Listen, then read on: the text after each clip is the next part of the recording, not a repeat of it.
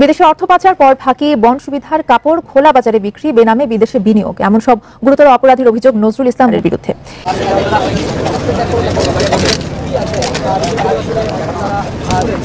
Exclusive একটা video দেখাচ্ছি। আমাদের এই মুহূর্তে আইন উপদেষ্টা ডক্টর আসিফ নজরুল সুইজারল্যান্ডের জেনেভায় একটা প্রোগ্রামে গিয়েছেন, সেখানে ওনার সাথে শ্রোতা এবার বিদেশে টাকা পাচার করতে গিয়ে আবারও ধরা খেলো হাতে নাতে। দর্শক শ্রোতা সেনাবাহিনীর হাতে কঠিন ধরা খেলে এবং কঠিন যেই অভিযান চালালেন। দর্শক শ্রোতা এইদিকে সমন্বয়ক উপদেষ্টারা কঠিন বিপদে।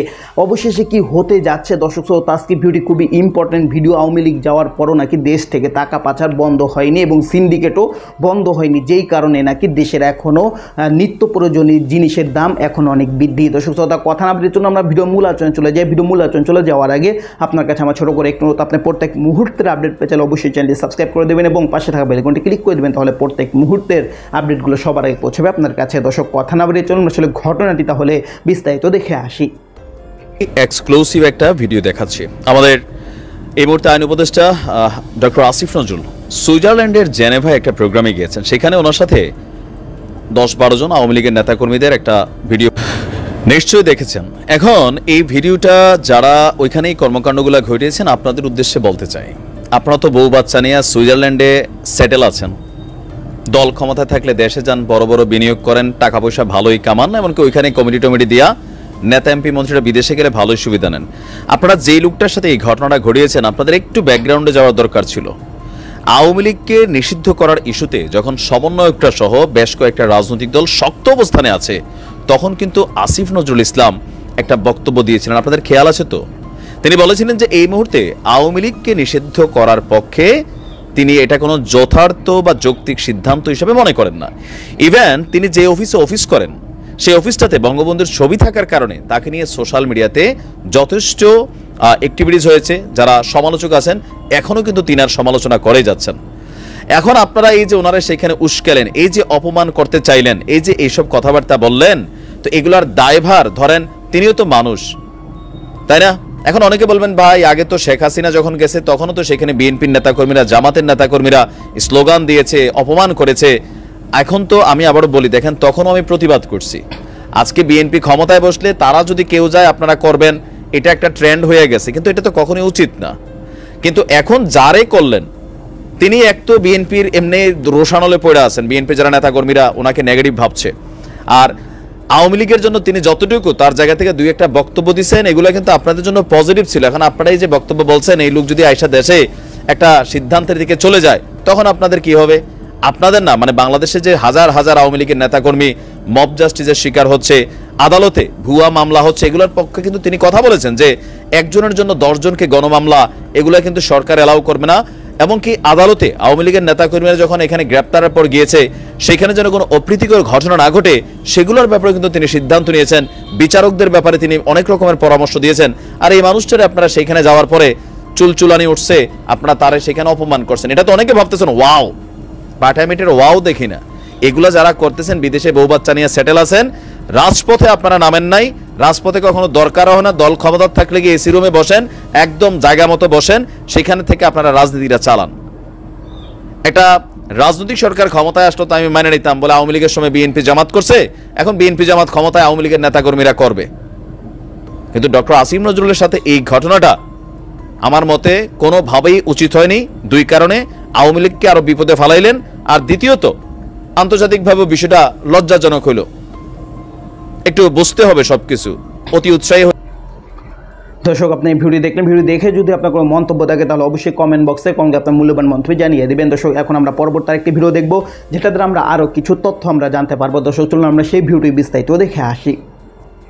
বিদেশে অর্থ পাচার, কর ফাঁকি, বন সুবিধার কাপড় খোলা বাজারে বিক্রি, বেনামে বিদেশে বিনিয়োগ, এমন সব গুরুতর অপরাধীর অভিযোগ নজরুল ইসলাম মজুমদারের বিরুদ্ধে। এসব নিয়ে আলোচনা করতে রাজধানীর গুলশান থেকে আমাদের সঙ্গে যোগ দিচ্ছেন অর্থনীতিবিদ ওয়াজিদ হাসান শাহ। আপনাকে স্বাগত ইন্ডিপেন্ডেন্ট সংবাদে। শুরুতেই আপনার কাছে জানতে চাইব, নাসার গ্রুপ ও এক্সিম ব্যাংকের সাবেক চেয়ারম্যান নজরুল ইসলাম মজুমদার 4টি ব্যাংক থেকে 21,000 কোটি টাকা ঋণ নিয়ে বড় অংশ পাচার করেছেন। সিআইডি কেন এতদিন পরে এই বিষয়টি নজরে এনেছে, এতদিন কেন নজরে আনেনি? ধন্যবাদ। বাস্তবতা হলো অনেকেই অনেক ধরনের কি বলবো, ঋণ কেলেঙ্কারির সাথে জড়িত অনেকগুলোই, মানে বড়গুলো কিন্তু অনেক ক্ষেত্রেই সামনে এখন পর্যন্ত আসেনি।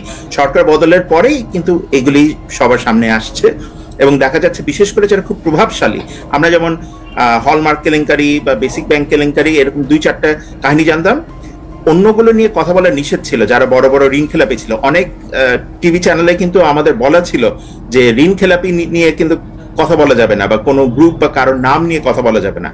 এখন সরকার পরিবর্তনের পরে এই যে অন্তর্বর্তী সরকার আসছে, এখন অনেক ধরনের দুর্নীতি বেরিয়ে আসছে এবং এর ধারাবাহিকতায় বলেন আর যাই খুশি বলেন, সেই সূত্রেই ওনারটাও বেরিয়ে আসছে।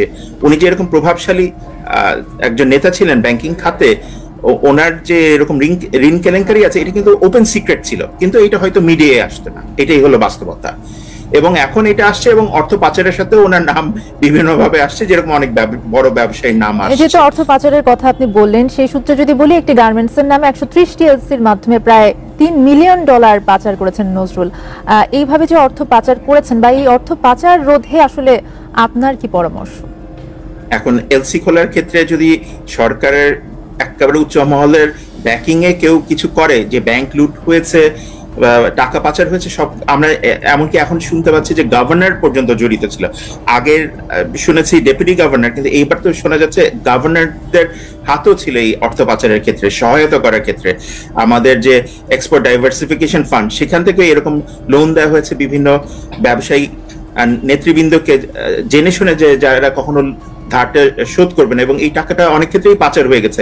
এই যে $3 মিলিয়ন, আপনি যদি বলেন বাংলাদেশের সামষ্টিক অর্থনীতির তুলনায় $3 মিলিয়ন হয়তো খুব বড় অ্যামাউন্ট না, কিন্তু এরকম অনেকেই করেছে। এবং আমার ধারণা এটা খুব সম্ভবত পড়ছিলাম যে 2020 থেকে 24-এর মধ্যে আপনি যে বলছিলেন কতগুলো এলসি, 130টা না কতগুলো এলসির মাধ্যমে 3 মিলিয়ন শুনে কিন্তু অত বড় পরিমাণ মনে হয় না, কিন্তু আমি নিশ্চিত যে এর থেকে অনেক বড় পরিমাণ টাকা পাচার হয়েছে। সিআইডি বোধহয় এইটুকু ধরতে পেরেছে। এবং যেটা খুব গুরুত্বপূর্ণ, আমরা যেমন বিজনেস লতে বিদেশে পড়ানো হয় যে অ্যাল ক্যাপোন নামে একজন মাফিয়া নেতা ছিলেন, তাকে কিন্তু ধরা হয় ট্যাক্স ইভেশনের দায়ে। তিনি একটা 5 তারকা হোটেলে শিকাগোতে বোধহয় এটা 1930 বা 40-এর দশকে থাকতেন।